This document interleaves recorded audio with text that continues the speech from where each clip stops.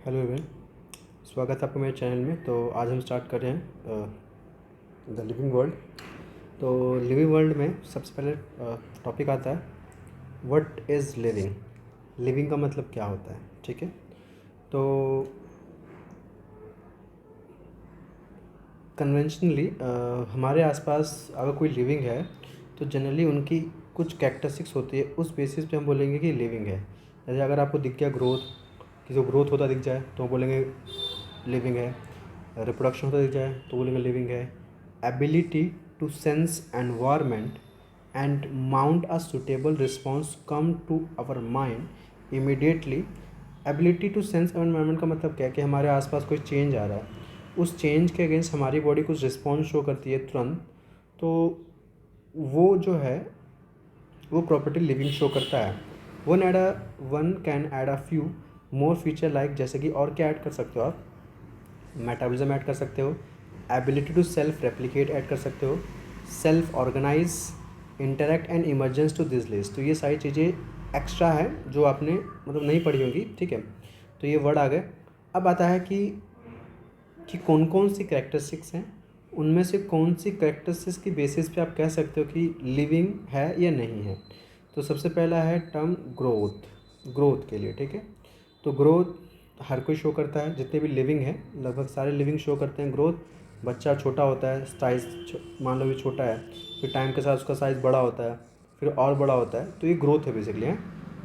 तो अगर किसी भी लिविंग ऑर्गेनिज्म के बॉडी के मास मतलब बॉडी का साइज़ बढ़ता है, बेसिकली मास इंक्रीज़ करेगा, and increase in number of individual are twin characteristics of growth. तो अगर मैं आपसे बोलूँ कि कोई ग्रोथ कर रहा है, तो ग्रोथ करने का मतलब मैं आपसे ये बोल रहा हूँ कि उसका मास भी इंक्रीज़ कर रहा है प्लस उसका नंबर भी इंक्रीज़ कर रहा है, ठीक है। तो याद रखना कि ट्विन कैरेक्टरिस्टिक्स है, ट्विन कैरेक्टरिस्टिक, ठीक है। उसका आता है कि जितने भी लिविंग ऑर्गेनिज्म होते हैं ग्रो बाय सेल डिवीज़न। सारे कैसे ग्रो करते हैं? सेल डिवीज़न के थ्रू। मतलब अगर एक सेल है, मान लो पूरी बॉडी है बहुत बड़ी, इसमें मान लो ये सेल है, तो बहुत सारे सेल्स हमारे शरीर के, ठीक है।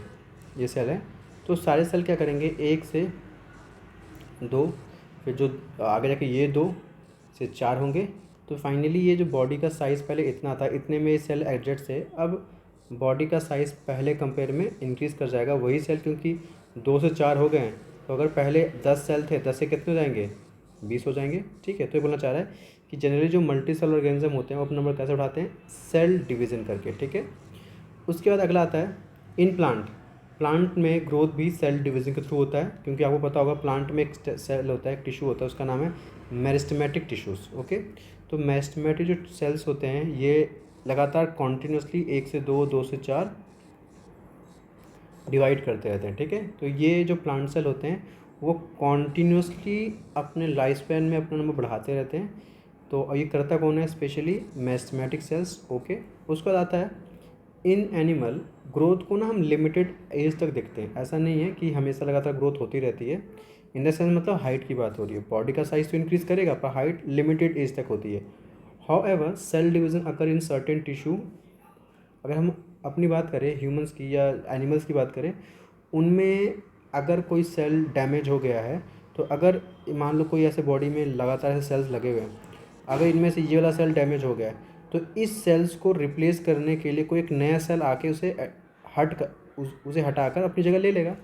तो लिखा हुआ है कि cell division also occur in certain tissue to replace loss cell. जो सेल खराब हो चुका है, लॉस हो चुका है, तो उसकी जगह कोई नया सेल तो आना चाहिए ना, वो बता रहा है। ये लिखा हुआ है unicellular organism also grow by cell division. जो सिंगल सेल ऑर्गेनिज्म वो भी ग्रो होता है सेल डिवीज़न के थ्रू। मतलब मान लो ये यूनिसेलुलर है, तो ये क्या करेगा, अपने ही जैसे 2 ऑर्गेनिज्म प्रोड्यूस करेगा, ठीक है। तो उसके लिए पहले अपने बॉडी का साइज़ इंक्रीज़ करना पड़ेगा उसे, ठीक है। बॉडी का साइज़ इंक्रीज़ करने के बाद ही वो उनका नंबर बढ़ा सकता है। तो लिखा हुआ है कि यूनिसेलुलर ऑर्गेनिज्म में जो ग्रोथ देखा जाता है वो सेल डिवीजन देखा जाता है। One can easily observe in this in vitro. ये बड़ा इंपॉर्टेंट लाइन है कि अगर जनरली बात भी किसी हो रही है बैक्टीरिया की हो रही है, तो इन विट्रो कल्चर में हम सिंपली क्या कर सकते हैं, काउंट कर सकते हैं number of cell under the microscope. अगर आपको चेक करना हो कि कोई कोई यूनिसेलुलर ऑर्गेनिज्म ग्रोथ कर रहा है या नहीं कर रहा, तो उसको हम सिंपल किसी बाहर के मीडियम में रखो और उसे माइक्रोस्कोप से ऑब्जर्व करो तो आपको दिखेगा। In majority of higher animals and plants, जो ज़्यादातर प्लांट्स और एनिमल्स होते हैं जो मल्टी सेलुलर होते हैं, उनके लिए ना ग्रोथ करना और रिप्रोडक्शन करना दोनों अलग अलग बात है। ठीक है, तो ये ध्यान रखना, इनके लिए वर्ड बोलते हैं म्यूचुअली एक्सक्लूसिव इवेंट। क्या बोलेंगे? Mutually exclusive event. जो बड़े ऑर्गेनिजम्स होते हैं, हाई मतलब मल्टी सेलुलर ऑर्गेनिज्म होते हैं, उनके लिए रिप्रोडक्शन अलग चीज़ है और ग्रोथ अलग चीज़ है। तो उनको बोलूँगा ये क्या है? ये म्यूचुअली एक्सक्लूसिव इवेंट है। और अगर बात करें यूनिसेलुलर ऑर्गेनिज्म की, तो उनके लिए रिप्रोडक्शन और ग्रोथ दोनों एक ही बात होती है। तो हम बोलते हैं क्या है? इंक्लूसिव इवेंट है। One must remember that the increase in body mass is considered as growth. अगर मान लो हमने किसी भी लिविंग ऑर्गेनिज्म के लिए मास का बढ़ना अगर क्राइटेरिया रख दिया कि ग्रोथ हो रहा है, तो उस केस में नॉन लिविंग भी तो शो करते हैं ग्रोथ। कैसे? तो बता रखा है, non object also grow if we take increase in body mass as a criteria for growth. तो जैसे एग्जाम्पल लिखा माउंटेन्स। पहले अगर मान ले जो माउंटेन्स थे वो मान लो इतना था, इतना टाइम के साथ क्या होता है, इस पर क्या होता है, ऊपर से नंबर ऑफ सेल्स बढ़ते हैं तो फाइनली इसका साइज़ बढ़ जाता है ना। तो ग्रोथ तो ये भी कर रहा है, पर इसका ग्रोथ कैसा है? एक्सट्रिंसिक ग्रोथ है। ठीक है, फिर आगे, this kind of growth exhibited by non living object. ये जो एक्सटेंसिव ग्रोथ है वो कौन शो करता है? नॉन लिविंग ऑर्गेनिज्म शो करते हैं। कैसे होता है? तो लिखा हुआ by accumulation of material on the surface, body के सरफेस पे आता है। फिर लिखा हुआ है इन लिविंग ऑर्गेनिज्म ग्रोथ कैसा होता है? बॉडी के इनसाइड। ठीक है, तो ये इंटेंसिव ग्रोथ होती है। फिर लिखा हुआ है देयरफॉर हम इसे नहीं ले सकते डिफाइनिंग प्रॉपर्टी। तो ध्यान रखिएगा कि जो ग्रोथ है can not be taken as a defining property of living organism, क्योंकि ये नॉन लिविंग भी शो करता है। हाँ, ये कैरेक्टरिस्टिक तो है किसी भी लिविंग के लिए, पर ये डिफाइनिंग फीचर नहीं है। इस बेसिस पे आप ये डिफाइन नहीं करोगे कि कोई लिविंग है या नॉन लिविंग है। अब आता है रिप्रोडक्शन। रिप्रोडक्शन भी कैरेक्टरिस्टिक्स है। जितने भी लिविंग ऑर्गेनिज्म हैं ज़्यादातर वो रिप्रोडक्शन करके अपने से मतलब अपने जैसे बच्चे पैदा करते हैं, प्रोजेनी प्रोड्यूस करते हैं। पर कुछ एनिमल्स, कुछ ऑर्गेनिज्म बच्चे पैदा नहीं कर पाते, तो क्या हम उसे नॉन लिविंग बोल देंगे? तो ये भी एक कैरेक्टरिस्टिक्स तो है पर डिफाइनिंग फीचर नहीं है। तो मल्टीसेलुलर ऑर्गेनिज्म क्या करते हैं? अपने ही जैसे ऑर्गेनिज्म प्रोड्यूस करते हैं, प्रोजेनी प्रोड्यूस करते हैं, मोर और लेस सिमिलर। कुछ हद तक ज़्यादा सिमिलर भी होते हैं, कुछ नहीं होते। ठीक है, तो लिखा हुआ है जनरली ये सेक्सुअल रिप्रोडक्शन में आपको देखने को मिलता है। फिर organism reproduce by asexual mean, कुछ ऑर्गेनिज्म एसेक्सुअल तरीके से भी प्रोड्यूस करते हैं। जैसे एग्जांपल है फंजाई। फंजाई मल्टीप्लाई करता है एंड स्प्रेड करता है अपना नंबर मिलियंस में। फिर अगर लोअर ऑर्गेनिज्म की बात करें, ईस्ट और हाइड्रा की, वो बडिंग शो करते हैं। अगर हम बात करें प्लेनेरिया, फ्लैटवर्म, ये रीजनरेशन शो करके अपना नंबर बढ़ाते हैं। Fragmented organism regenerate the lost part of the body and become a new organism. तो बोलना चाह रहा है कि जैसे मान लो कोई ऑर्गेनिज्म है, इसकी बॉडी मान लो इतनी डिवाइड हो गई, तो ये वाला पूरा पार्ट और ये वाला पूरा एक नया ऑर्गेनिज्म बनने की एबिलिटी रखता है, ये बोलना चाह रहा है। ठीक है, फिर लिखा हुआ है कि फंजाई फिलामेंटस एल्गी होते हैं और कौन कौन शो करता है? तो protonema of mosses all easily multiply by fragmentation. तो अगर आपसे पूछे फ्रेगमेंटेशन कौन कौन शो करता है? फंजाई शो करता है, फिलामेंटस एल्गी शो करता है और protonema of mosses. When it come to unicellular organism, अगर हम बात करें यूनिसेलुलर की, तो उसमें आपका एल्गी, अमीबा, रिप्रोडक्शन, हाँ ये बड़ी इंपॉर्टेंट है। यूनिसेलुलर ऑर्गेनिज्म के लिए रिप्रोडक्शन और ग्रोथ दोनों क्या हैं? सिनोनिम्स हैं। गौर से देखिएगा line, reproduction is synonym with growth, मतलब दोनों का मतलब एक ही है। चाहे आप यूनिसेलुलर ऑर्गेनिज्म के लिए ग्रोथ बोलो चाहे रिप्रोडक्शन बोलो, मतलब आप एक ही चीज़ बोल रहे हो। ठीक है, तो वो लिखा हुआ है। तो फाइनली अगर हम बात करें, हाँ ये भी लिखा हुआ है कि आगे जाके ना, मतलब अभी भी हम बोल सकते हैं कि हम यूनिसेलुलर ऑर्गेनिज्म के लिए इन दोनों टर्म्स में कंफ्यूज रहते हैं कि उनके लिए हम क्या बोलें। ठीक है, क्योंकि ग्रोथ और रिप्रोडक्शन सेम ही लगता है। तो लिखा है डू नॉट, हाँ तो टू टर्म्स के इन दोनों के बीच में हम क्लियर नहीं है कि क्या बोलना है। ठीक है, फिर अब ये आता है कि चलो ये दिख गया कि लिविंग शो करते हैं मल्टी सेलुलर और यूनिसेलुलर भी। पर अब बात कर रहा है कि कुछ ऐसे भी ऑर्गेनिज्म होते हैं जो रिप्रोड्यूस नहीं कर पाते, जैसे कि म्यूल हो गया, स्टेराइल वर्कर भी हो गई, इनफर्टाइल ह्यूमन कपल्स, ये लिविंग हैं पर बच्चे पैदा नहीं कर पा रहे। तो क्या हम जो बच्चे पैदा नहीं कर पा रहे, क्या हम उन्हें नॉन लिविंग कह देंगे? नहीं ना। तो यही बात है कि हम रिप्रोडक्शन को डिफाइनिंग प्रॉपर्टी नहीं ले सकते। तो लिखा हुआ है reproduction is also can not be all including defining characteristics of living organism. Characteristics है बट डिफाइनिंग प्रॉपर्टी नहीं है, ठीक है। अगली चीज़ आती है another characteristics of life is metabolism. Metabolism भी एक कैरेक्टरिस्टिक्स है। All living organism are made up of chemicals. सारे लिविंग ऑर्गेनिज्म केमिकल से बने हैं, चाहे वो केमिकल छोटा हो चाहे वो केमिकल बड़ा हो।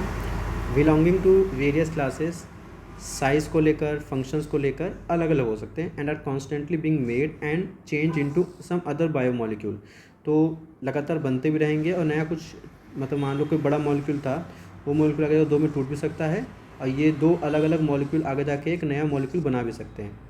तो लिखा है there are thousands of metabolic reactions occurring simultaneously inside all living organism. तो ये केमिकल रिएक्शन लगातार चलती रहती हैं सभी लिविंग ऑर्गेनिज्म के अंदर। तो लिखा हुआ है अगर हम चाहे वो मल्टी सेलर हो चाहे वो यूनिसेलर ऑर्गेनिज्म हो। फिर लिखा हुआ है all plants, animal, fungi, microbes exhibit metabolism. सारे लिविंग ऑर्गेनिज्म मेटाबॉलिज्म शो करते हैं। अब मेटाबॉलिज्म का डिफाइन क्या है, तो sum total of all the chemical reaction occurring our body is called metabolism. जितनी भी केमिकल रिएक्शन हमारे बॉडी के अंदर होती रहती है उन सभी को मिला के हम मेटाबॉलिज्म कहते हैं। अभी आपको पता है कि मेटाबॉलिज्म दो टाइप का होता है, एक होता है कैटाबॉलिज्म, एक होता है एनाबॉलिज्म। कैटाबॉलिक रिएक्शंस और एनाबॉलिक रिएक्शन। कैटाबॉलिक रिएक्शन का मतलब होता है ब्रेक डाउन और एनाबॉलिक का मतलब होता है सिंथेसिस या मेडअप, कुछ बनना। तो देखना नो एक्चुअली और भी no non living organism exhibit metabolism. कोई भी नॉन लिविंग ऑर्गेनिज्म मेटाबॉलिज्म नहीं शो करता, या ठीक है।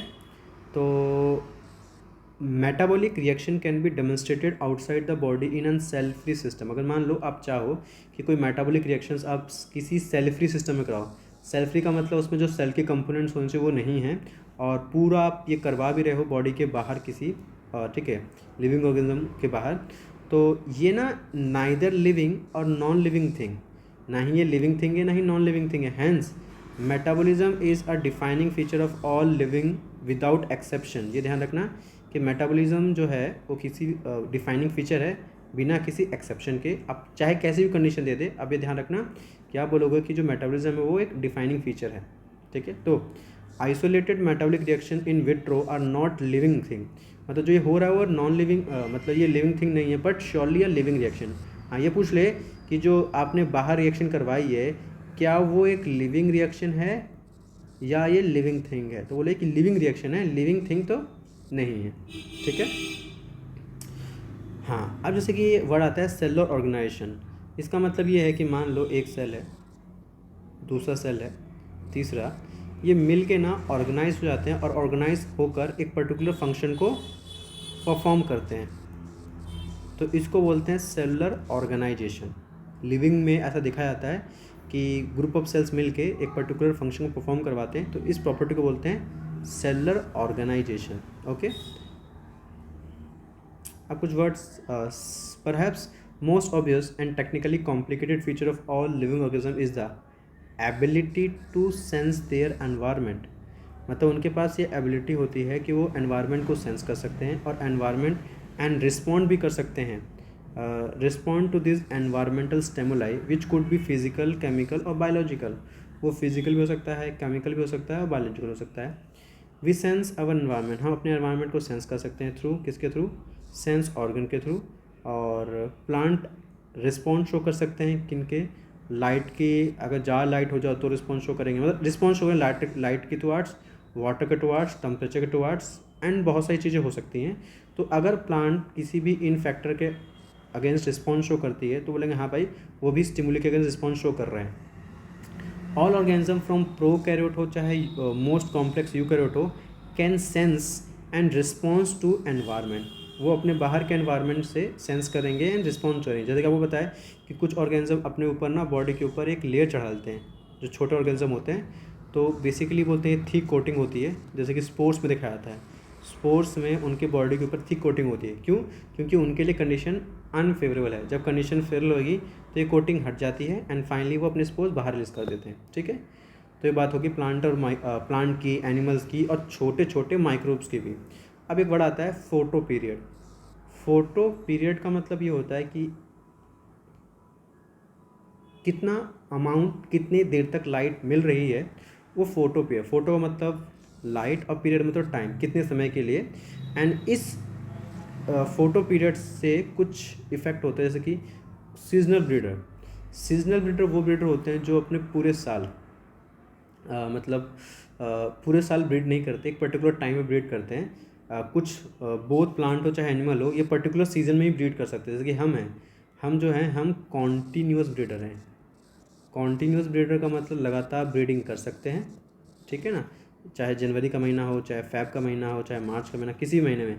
पर कुछ प्लांट्स और एनिमल जो होते हैं वो पर्टिकुलर सीजन में ही रिप्रोडक्शन कर सकते हैं। जैसे कि मेंढक की बात करें, फ्रॉग, जब बरसात का मौसम आता है तो आपको बहुत सारे फ्रॉग दिखते हैं एंड टर टर करते रहते हैं। तो बेसिकली वो एक तरीका होता है कि भाई आओ हमसे सेक्स करो एंड फाइनली बच्चा होगा, ठीक है। तो all organism handle chemical entering their body. और हाँ, ज़्यादातर और जो ऑर्गेनिज्म होते हैं अगर उनकी बॉडी में केमिकल जाता है तो वो हैंडल करते हैं। तो all organism therefore are aware of their surrounding, अपने मतलब अवेयर होते हैं सराउंडिंग के तरफ कि कुछ है या नहीं है, जो भी है उसके against. Human being is the only organism who is aware of himself. Human, देखो, सब कॉन्शियस तो होते हैं पर सेल्फ कॉन्शियस सिर्फ और सिर्फ कौन है, ये बड़ी इंपॉर्टेंट चीज़ है। अगर आपसे पूछे कि कॉन्शियस तो लिविंग ऑर्गेनिज्म होते हैं पर सेल्फ कॉन्शियस कौन होता है, सिर्फ और सिर्फ ह्यूमन बीइंग, ठीक है। तो सेल्फ कॉन्शियस ह्यूमन बीइंग होते हैं। तो कॉन्शियसनेस भी एक क्या है, डिफाइनिंग प्रॉपर्टी है किसी भी लिविंग ऑर्गेनिज्म के लिए, ठीक है ना।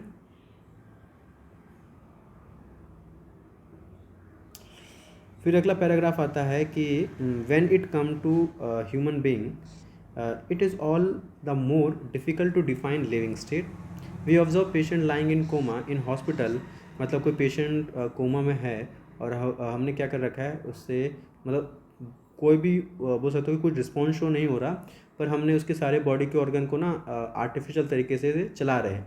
जैसे कि हमने आर्टिफिशियल हार्ट लगा दिया, लंग्स लगा दिए, मतलब लंग्स प्रॉपर हम करवा रहे हैं। The patient is brain dead, मतलब उसका ब्रेन काम नहीं कर रहा, उस पेशेंट के पास कोई भी सेल्फ कॉन्शियस नहीं है। तो क्या हम उसे बोलेंगे लिविंग है, नॉन लिविंग है, और वो कभी नॉर्मल लाइफ में आएगा भी नहीं, ठीक है।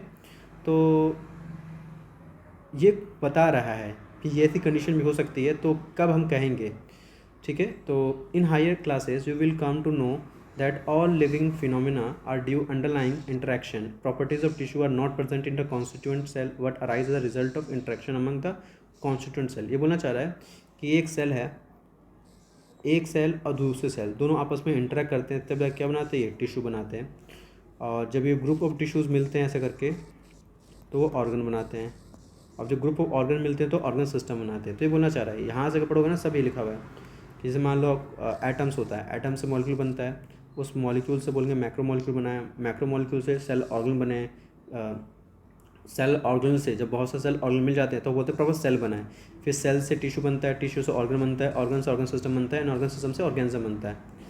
तो बेसिकली बोल सकते हो कि ये सब इंटरेक्शन से ही अराइज हुए हैं।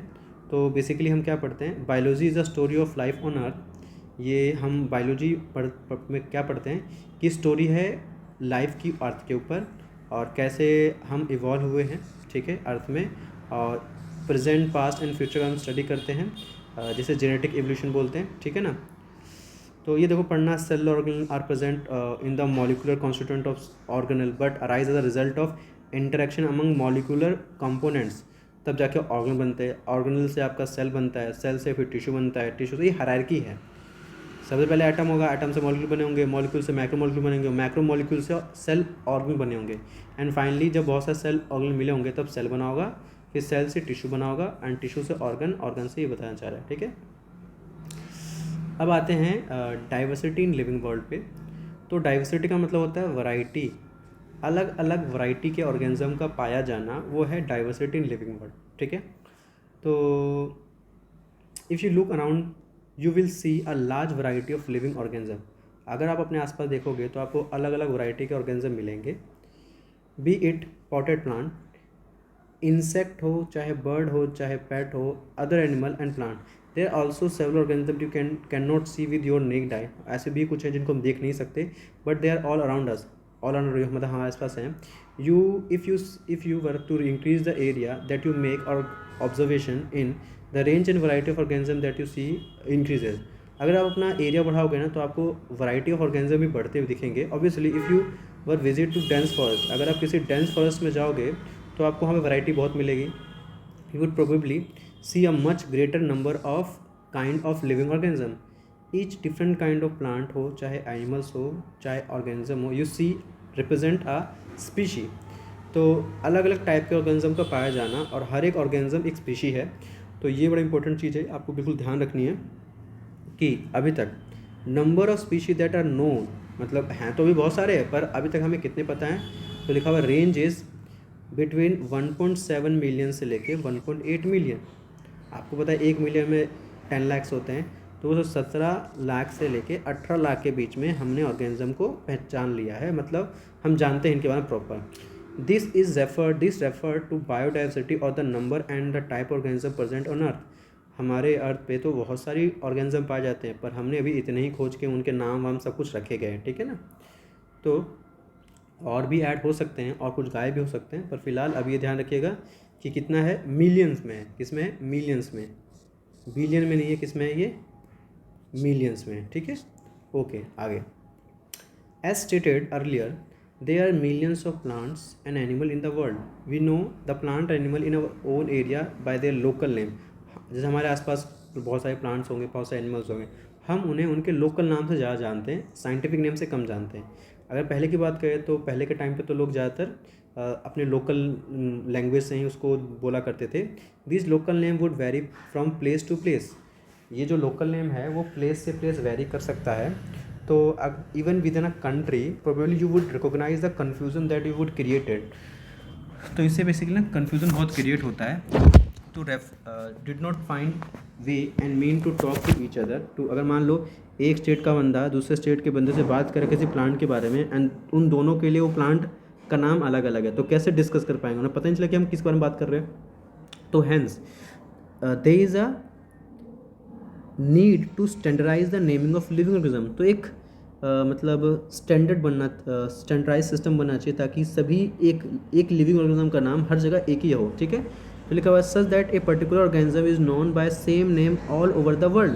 तो एक ही ऑर्गेनिज्म का पूरे वर्ल्ड में सेम नाम होना चाहिए.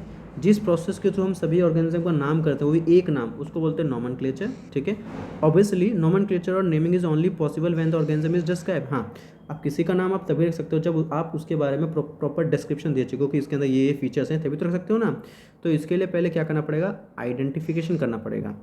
ठीक है, तो in order to facilitate the study number of scientist have stabilize procedure to assign a scientific name. तो जितने भी साइंटिस्ट थे उन्होंने एक प्रॉपर तरीका अपनाया ताकि हर एक ऑर्गेनिज्म का नाम रखा जाए एंड पूरे वर्ल्ड में उसको मान्यता प्राप्त होनी चाहिए. ऐसा नहीं है कि भाई यहाँ पे लोग ये कुछ और ही बोल रहे हैं ना.